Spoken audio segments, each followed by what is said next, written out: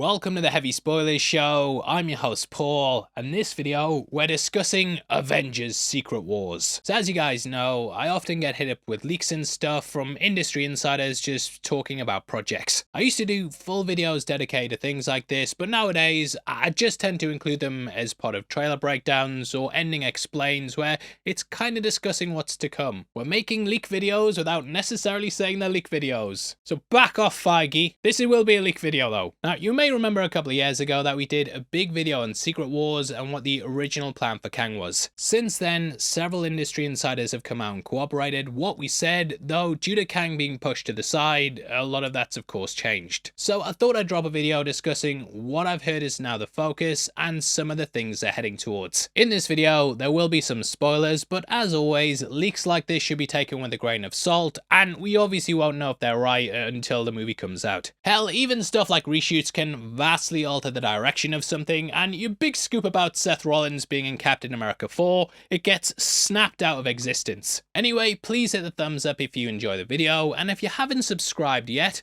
then you're probably happier than you would be if you subscribed, so congratulations. But I need you to do it. Now, in order to firstly discuss Secret Wars, I have to point to a report that came out recently about Scarlett Johansson. Daniel RPK put out a post in December saying that ScarJo would be returning for the upcoming Avengers films. I have heard this is true, and actually got some additional details about what Marvel are doing and why it is they're doing this. Firstly though, we'll talk about the Scarlett Johansson bit and explain what the plan is with her, so it kind of gives you a clearer picture of what's going on. Now, if you cast your mind back to Avengers Endgame, she of course ended up sacrificing herself for the Soul Stone. We then got her solo movie where we learn more about not only her but also her family. This included her sister Yelena, who's been in several projects since. That includes Hawkeye, and she's of course going to be a big part of Thunderbolts. Now, one thing they've been laying the breadcrumbs for is sort of a reunion with her sister. Black Widow ended with her at her gravestone being told about Clint. Hawkeye had her on a quest for revenge, and during the season we saw the snap from her point of view. Yelena was dusted, and thus she never got to say goodbye to her sister, which all sort of plays into what they're doing. From what I've heard, there's going to be a big emotional reunion between the pair where Yelena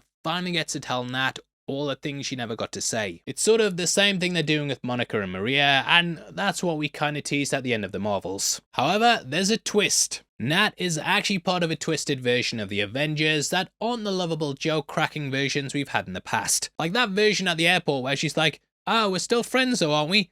Dead. Smashed off the Soul Stone altar like the like button. I love you 3,000 miles an hour, head first. So this sort of plays into the overall plan of where things are going. You might have noticed that the MCU's actually building contemporaries to the old Avengers team. There's lots of mirror characters that are being brought in, and this is for a reason. For example, Sam Wilson as Captain America, Yelena's gonna be Black Widow, Kate Bishop is Hawkeye, we have a Hulk, a red one, Riri Williams, Iron Man, though I'm not quite sure what's happening with that because Marvel keep delaying the series even though it was filmed in 2022. But yeah, Spider-Man isn't nicknamed Iron Boy Jr. by fans for no reason, and Marvel have realised he's sort of a reflection of Tony Stark. As we know, Robert Downey Jr. is appearing as Doctor Doom, and this actually plays into what's coming. From what I've heard, the entire point of creating these characters that reflect the original lineup is because they'll be facing off against each other. Doom is leading up an evil version of the Avengers that come from another Earth. This has precedent in the comics as well during Jonathan Hickman's run. In this, the Illuminati had to deal with the incursions and Earths crashing into theirs. Along the way, a version of the Avengers arrived that seemed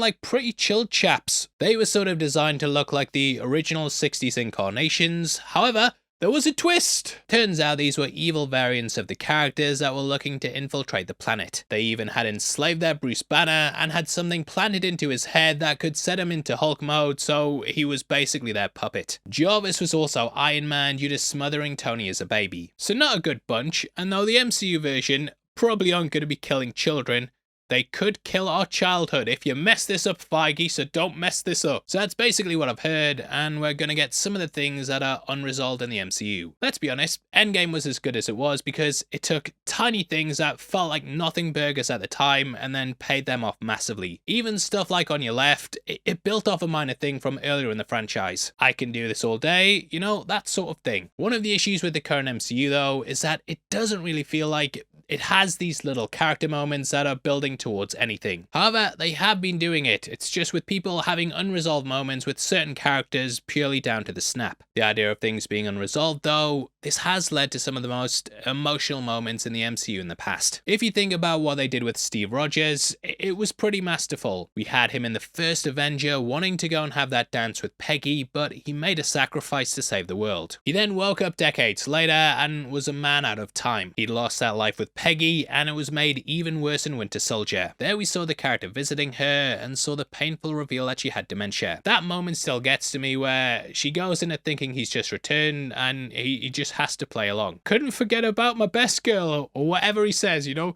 still gets to me, still gets me there. So he gave up a happy life to be a hero, and then it just made it so much more impactful that he was able to get that at the end of Endgame. That's the kind of thing they're looking to repeat, and we have so many characters that never got to say their goodbye or live happy lives, which was purely down to the snap. Monica and Maria, Yelena and Nat, and hell, everyone who died in Endgame, there was always that feeling they didn't really get to say their goodbyes. So you'll probably have seen reports like Chris Evans is coming back, and you'll probably get more of these reports as we go forward. What it's building towards though is potentially an evil Avengers team that allows a new lineup to have their catharsis and earn their spot along with it. They'll of course have to face down against them and try and appeal to their good side, which I think could add a really interesting dynamic to the upcoming films. That's kind of the thing I feel has been missing from these recent movies, and the characters don't necessarily have the arcs that they used to give the heroes in the past. Like the new Captain America film, Sam kind of feels like he's a passenger on a ride that he finds himself on that's more about paying off things from the Incredible Hulk and also the Eternals. Whereas in the older Captain America films, you had stuff like him trying to save Bucky in Winter Soldier and also Civil War. There was a lot more personal stakes. So yeah, they're trying to steer towards giving the focus back to the characters and giving them their arcs rather than the events just happening around them. The story will be about them rather than them being part of the story, if that makes sense. I've done a big video talking about my general issue with the MCU at the moment, so I don't just want to rag on it again and repeat all those points, so yeah, let's skip all that. But basically, what I've heard the direction is that they're going to try and build up to pay off in Avengers Secret Wars and then beyond. Now, I don't know how much that is to unpack, but yeah, I'd love to hear your thoughts on it and what you hope to see in the movies. How do you feel with the current state of the MCU, and are you excited for Doomsday and Secret Wars or not? Please drop a like on the video if you've enjoyed it, and if you haven't, hit the thumbs down, but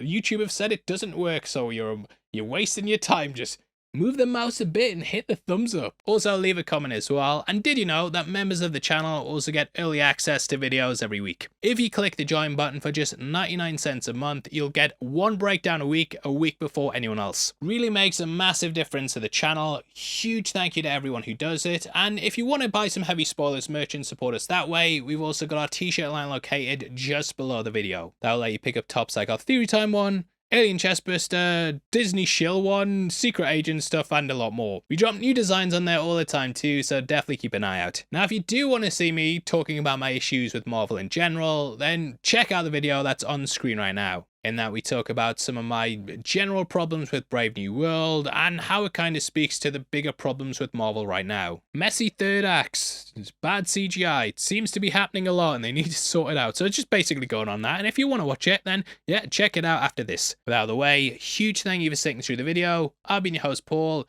You've been the best, and I'll see you next time. Take care. Peace.